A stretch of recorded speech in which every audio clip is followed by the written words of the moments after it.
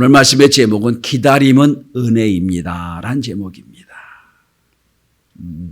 제2차 세계대전에 온 유태인들이 600만을 학살했던 아우슈비츠 수용소에 수용된 유태인들은 10월만 되면 석방될 수 있다는 희망을 가졌었다고 그럽니다. 왜냐하면 히틀러를 그들은 크리스찬이라고 생각했기 때문입니다.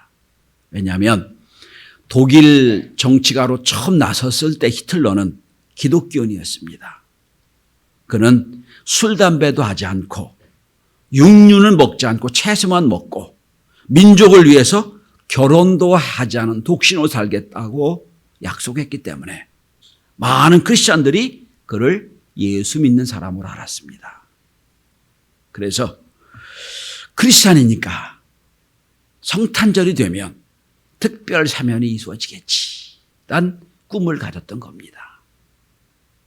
그래서 10월부터 크리스마스를 손꼽아 기다렸습니다. 너무 열악한 환경도 견딜만 했습니다.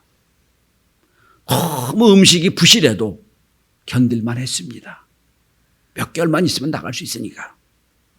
그리고 12월이 되면 벽에다 하루하루 날짜를 기록해 가면서 기다립니다.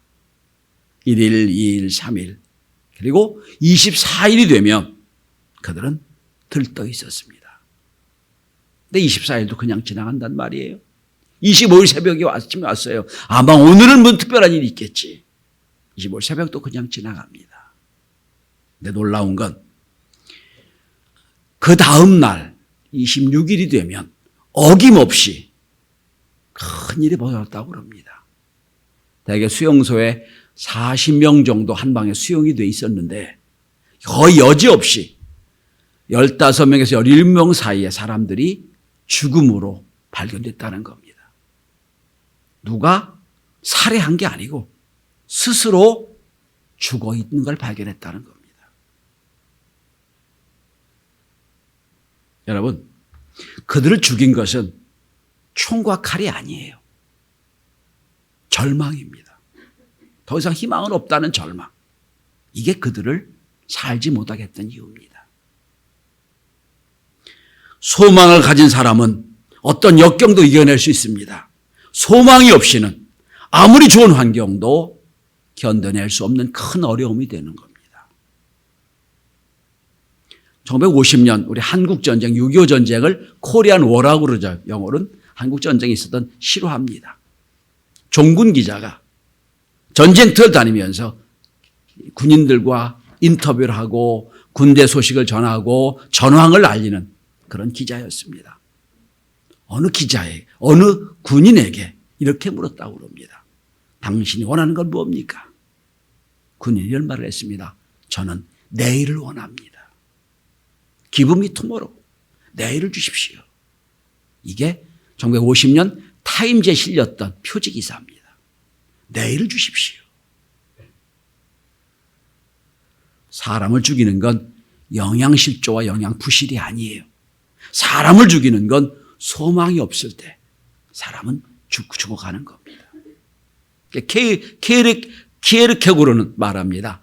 절망은 사람을 죽이는 거라고요. 여러분, 인생은 기다림의 연속입니다. 기다림이란 건 앞으로 약속과 소망이 있다는 뜻이에요. 임신부는 아이의 탄생을 기다립니다. 때가 되면, 정해진 때가 되면 아이를 출산한다는 기다립니다. 그리고 병원에 누워있는 환자는 퇴원을 기다립니다. 병으로 고생하는 사람들은 완쾌됐다는 소식을 기다립니다.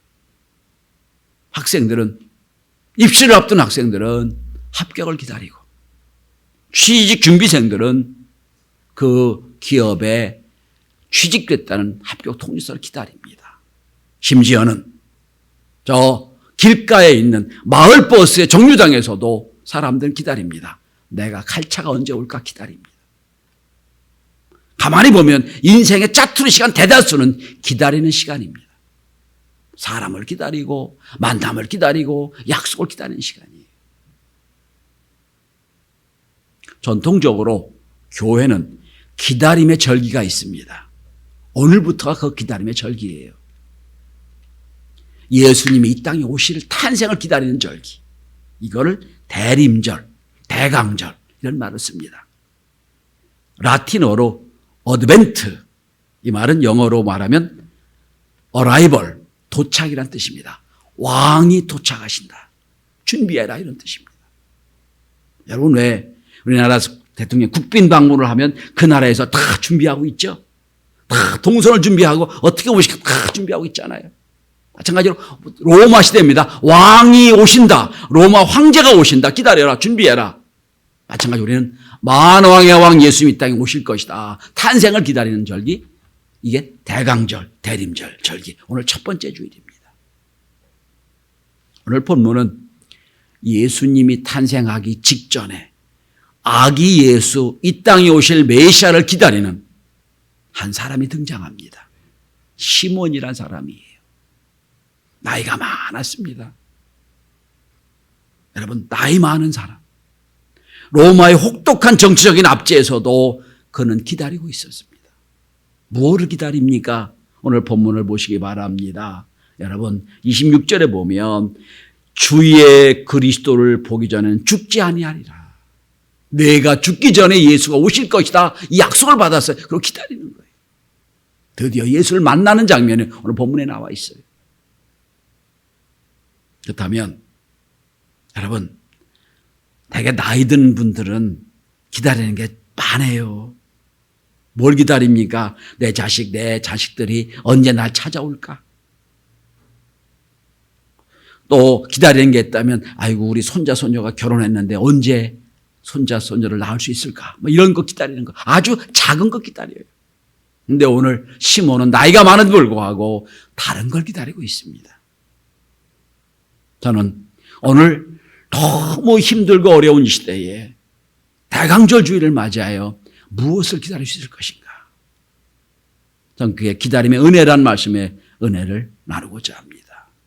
오늘 시므온은 이 기다림은 소망의 기다림이에요. 소망의 기다림.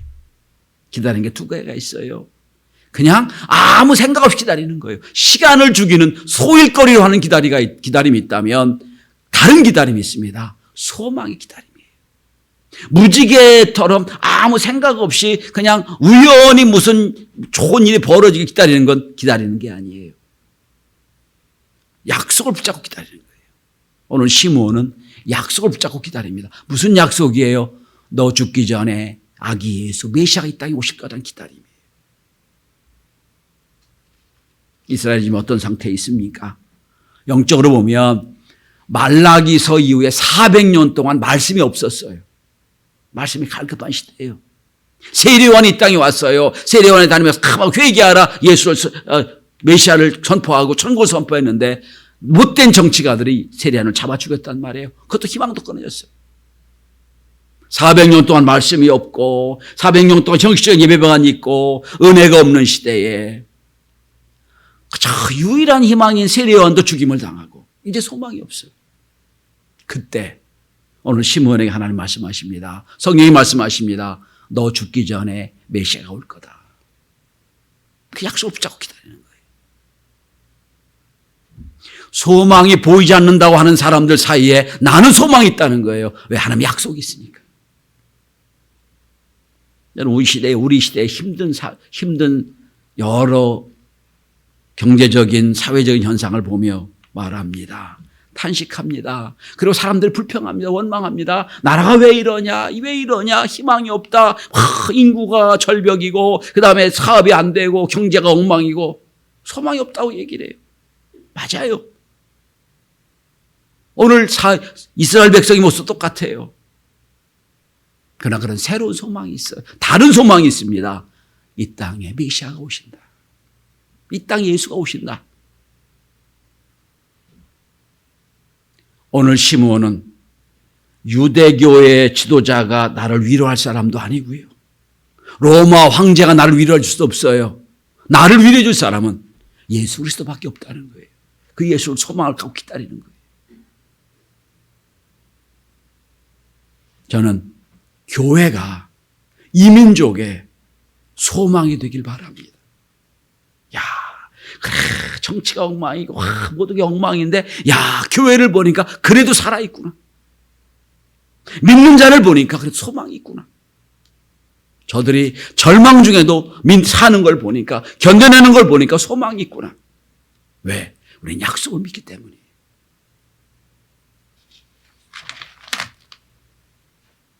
많은 사람들은 사람을 통해 위로받으려고 해요. 요즘은 심지어 여러분 반려동물을 통해서 위로받고도 하잖아요. 고양이를 키우고 개를 키우고 별의별 반려동물을 키워요. 위로받고 싶어요. 위로받고 싶다는 거예요. 그도 그럴 수 있을 거예요, 여러분. 아무도 알아주지 않는데 키우는 개 고양이는 그냥 주인 오기를 아파트 앞에서 기다리고 있다가 주인만 오면 막 빠우리치고 막 거기서 위로받는다는 거예요. 재밌는 건 한국도 여러분 반려시장의 규모, 반려시장의 의료 시스템, 이 비용이요. 사람 의료 시스템에 10분의 1까지 쫓아왔다는 거예요. 위로받기를 원하는데 위로할 사람이 없는 거예요. 소망이 없는 거예요. 자, 오늘 이 시대에 영적으로도 경제적으로도 어렵고 힘든 이 로마 시대에 오늘 시므온은 소망의 기다림이 있었기에 견뎌낼 힘이 있었던 겁니다. 두 번째로 오늘 시므온은 소망이 있는 사람이니까 그의 삶의 태도가 이렇게 나타납니다. 경건하고 의로웠다. 26절입니다. 25절입니다. 이 사람은 의롭고 경건하여 라고 되어 있어요. 여러분 소망이 있는 사람은 앞으로 장래에 약속이 있는 사람은 약속을 믿기에 약속을 이루기 위하여 인생의 태도가 달라집니다. 인생은 태도에 따라 결정이 되는 거예요. 실력이 아니에요. 태도예요. 태도를 보면 그 사람 인생을 알아요. 오늘 그냥 약속만 믿고 내가 아무것도 준비 안 하고 있다면 그건 약속을 믿지 않은 사람이에요. 약속을 믿고 있다면 소망이 있다면 그 소망에 이루기 위하여 준비하는 태도가 중요하다는 거예요. 그게 오늘 본문에 뭐예요? 의롭고 경건했다는 거예요. 그런데 여러분 이 시므온이 왜 의로웠는지 또한 경건한 태도가 뭔지 성경은 설명하고 있질 않아요. 그냥 의롭고 경건했다고만 나와요.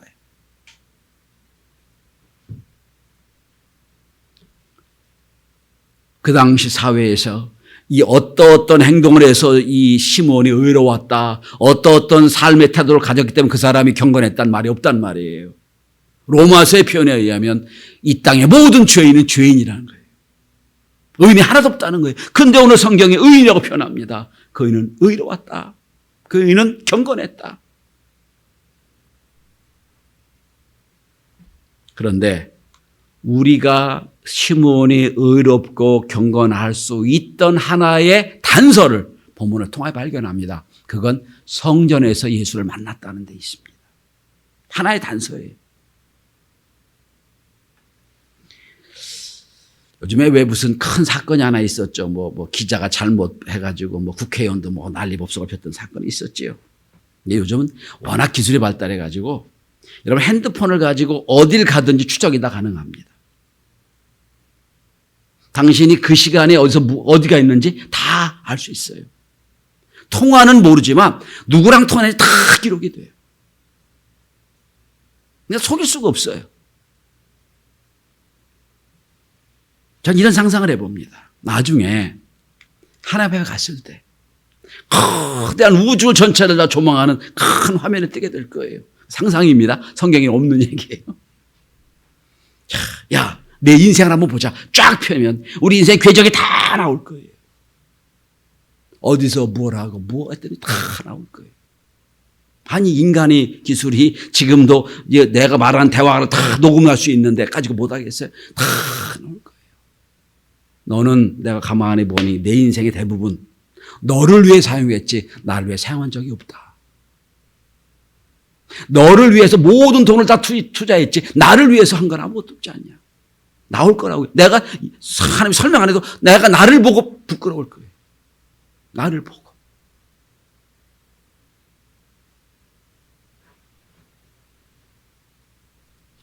아마 너 너 많은 시간 중에 너를 위해 직장 생활하는 거 빼고 누구를 만나고 카페에 술집에 그냥 노는 데만 많은 시간을 쓰고 나를 위한 시간은 너무 없는 것 같아. 그럴지도 모르겠어요. 특별히 오늘 시몬은 나이가 많다고 돼 있어요. 우리 교회는 나이 많은 분이 별로 없어요. 근데 나이가 많을수록 하나님 나라에 갈 날을 준비한다면 교회에 더 가까이 온다고 생각을 합니다. 왜? 교회에 가까이 와서 그날을 준비해야 될 거 아니겠어요? 젊은 날은 이단을 하고 시간이 없었다고 치고 더 젊은 날은 공부하느라 하고 직장생활하다 시간이 없다고 친다면 나이가 들어 시간이 많아. 그렇다면 내 남은 시간 오늘 여러분 시몬을 가만히 보세요. 성전에서 예수를 만납니다. 뿐만 아니라 그 다음에 뒤에 안나란 여자 성도가 나와요. 그는 성전을 떠나지 않았다고 돼 있어요. 성전을 떠나지 않고 기다렸다고 돼 있어요. 그래서 오늘 시므온이 경건하고 의로운 하나의 단서를 볼 수 있다면 그는 교회 생활에 충실했다고 생각이 드는 거예요. 당시 여러분 로마 시대 교회는 타락했어요. 말씀이 없는 시대입니다. 그럼에도 불구하고 그는 성전에 자주 드나들었다는 걸 알 수 있어요. 요즘에 어떤 분들은 교회를 가까이 하지 않으려고 그럽니다. 너무 깊게 교회에 빠지지 말라고도 권면합니다. 적당히 거리를 두어라. 이렇게들 권면하지요. 맞아요. 저는 목회 중에서 여러분 교회를 막 붙잡고 이런 사람은 아니에요. 밖에 나가 열심히 일하세요. 열심히 하나님 일 감당하세요. 그런데 우리가 필수적으로 와야 되는 교회 시간도 아낀다면 그건 잘못 믿는 거예요. 저는 생각합니다. 하나님과 나와의 관계를 세상에 볼 수 있는 건 교회에 얼마나 자주 오느냐, 기도하느냐로 판단이 된다고 생각을 해요. 저도 목사입니다만 여러분, 저희 집에서 제 방에서 기도 잘 안 돼요. 하니까지. 근데 교회에 오면 기도에 마음이 달라져요. 제가 그런데 여러분은 글쎄 모르겠어요. 저보다 믿음이 좋은지 모르겠지만. 그렇잖아요. 여러분, 교회에 가까이 오다 보면 교회의 부조리도 보여 상처받을 수도 있을지 모르겠어요. 그러나 그럼에도 불구하고 열심히 교회 가까이 오셔야 됩니다.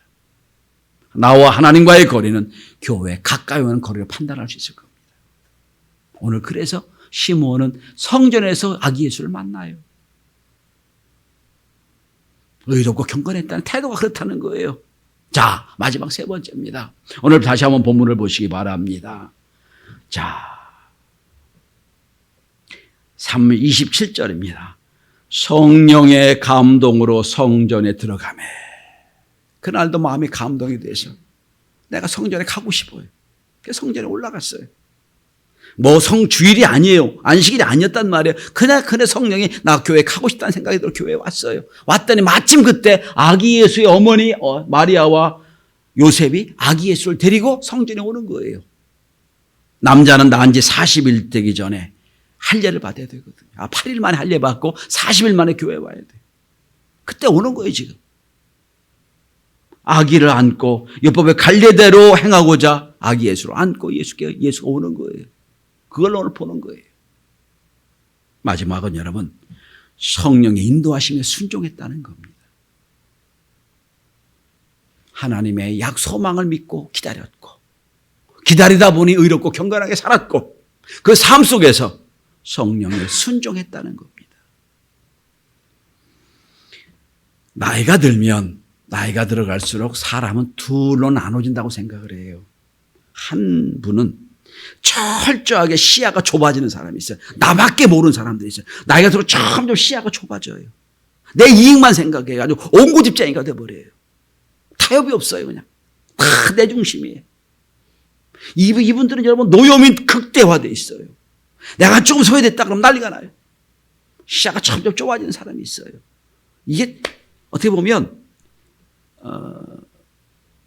이 극단적 이기심으로 이게 어떻게 보면 좀 표현이 그렇습니다만 노욕으로 뭉치는 사람이 있어요. 점점 시야가 좁아져. 그런데 어떤 분들은 여러분 나이가 들수록 점점 시야가 넓어집니다. 남의 인생의 경륜을 따라 남을 이해하는 폭도 넓어지고 인생의 경륜을 따라 사람들에게 참은 모범이 되는 그런 분들이 있어요. 지난주 말씀드린 것처럼 나이가 들면 들수록 시야가 넓어져야 돼요. 높은 산에 올라가면 올라갈수록 좀 더 넓어져야 됩니다. 쫙 넓어져서 시야를 볼 수 있어야 돼요. 여러분 시몬은 성령 인도함을 따라 살았다고 그랬어요. 내 고집으로 사는 게 아니라 성령이 지시하신 대로 높은 마음에 열려져서 인도함을 따라 살았다는 거예요.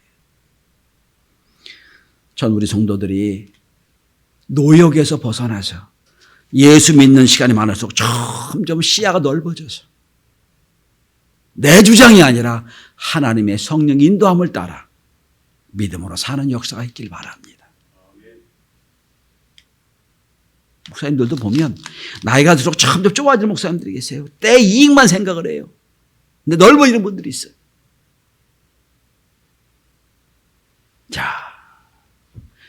시몬이 지금 내 고집만 생각하는 게 아니라 성령 인도함을 따라 삽니다. 오늘 본문을 보시기 바랍니다. 여러분 25절에 성령이 그 위에 계시더라.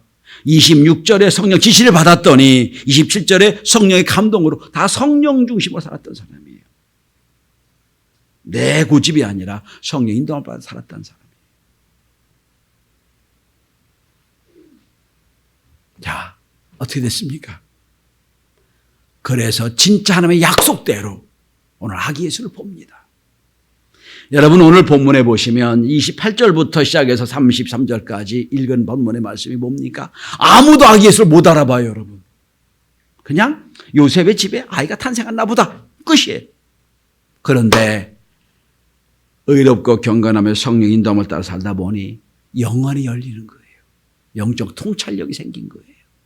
야, 예수다. 성령이 감동이 되는 거예요. 아기 예수와 메시아가 저기 있다. 그는 그를 아기를 안고 여러분 오늘 28절을 보십시오. 아기를 안았습니다.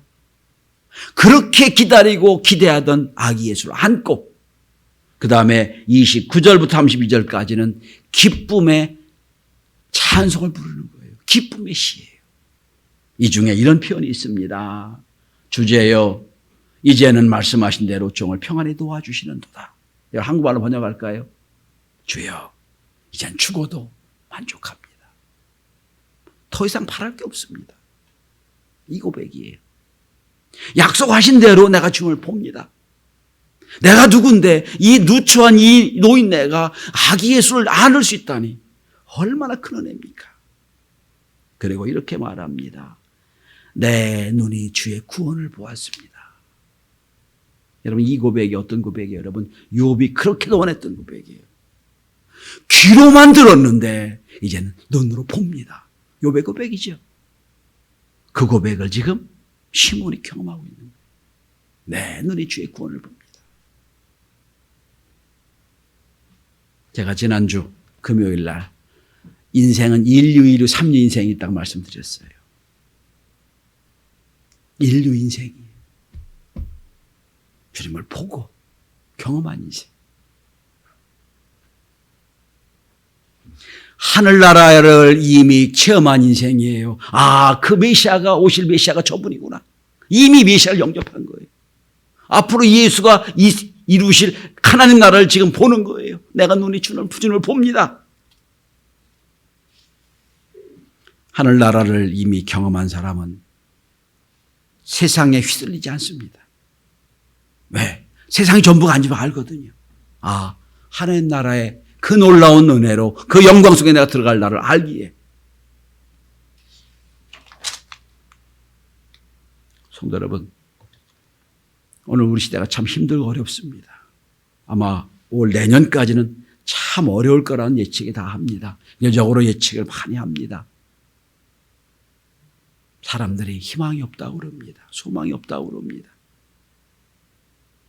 그러나 여러분 오늘 시므온처럼 약속을 믿고 기다리는 사람에게는 하나님의 은혜와 역사가 반드시 있습니다. 기도했습니까?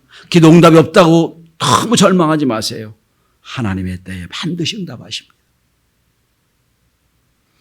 오랜 세월 기다리다가 아기 예수를 안고 기쁨에 겨워 찬양했던 시므온처럼 날마다 하나님의 은혜를, 하나님 나라의 큰 은혜와 축복을 체험하고 하나님께 영광 돌리는 지극한 행복한 신앙인이 저와 여러분이 될 수 있기를 주의 이름으로 축원합니다. 기도합니다.